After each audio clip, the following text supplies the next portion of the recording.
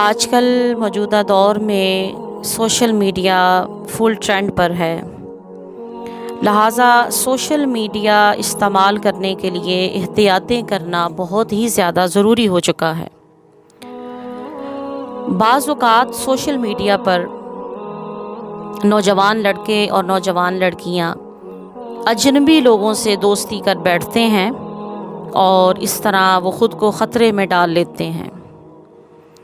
Social media پہ صرف ان لوگوں کو آپ فرینڈ ریکویسٹ آپ ان کی ایکسیپٹ کریں جنہیں آپ حقیقی زندگی میں بھی جانتے ہیں۔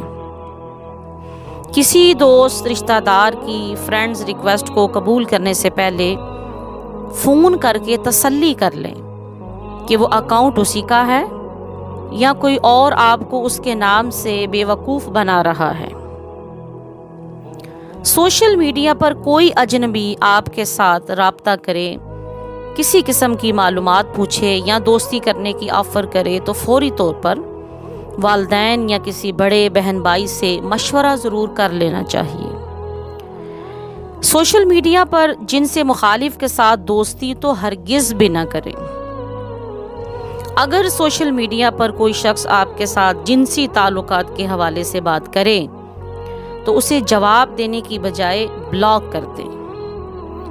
سوشل میڈیا پر کسی پبلک پوسٹ پر نازیبا کمنٹس کرنے والے کو قطعی جواب نہ دیں، ہو سکے تو کمنٹس ڈیلیٹ کر دیں اور بصورت دیگر آپ دوسری صورت میں نظر انداز بھی کر سکتے ہیں۔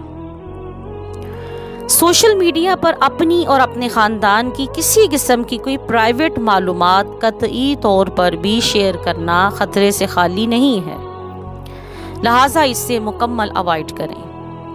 سوشل میڈیا پر ایسی گیمز کھیلنے سے اجتناب کریں جن میں اجنبی لوگوں کے ساتھ دوستیاں بنانے کی ترغیب دی جاتی ہے۔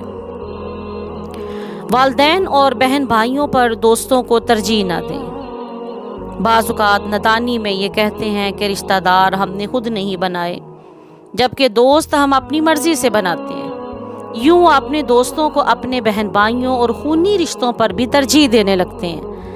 ہمیشہ یاد رکھیں کہ ہمارے بنائے ہوئے دوستی یاری کے رشتوں کی بجائے اللہ کے بنائے ہوئے رشتوں کی اہمیت زیادہ ہے۔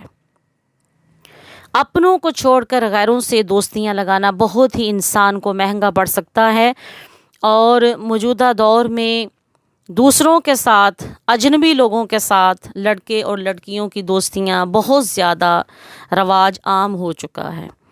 اللہ تبارک و تعالی ہمیں اس سے مکمل بچنے کی توفیق عطا فرمائے۔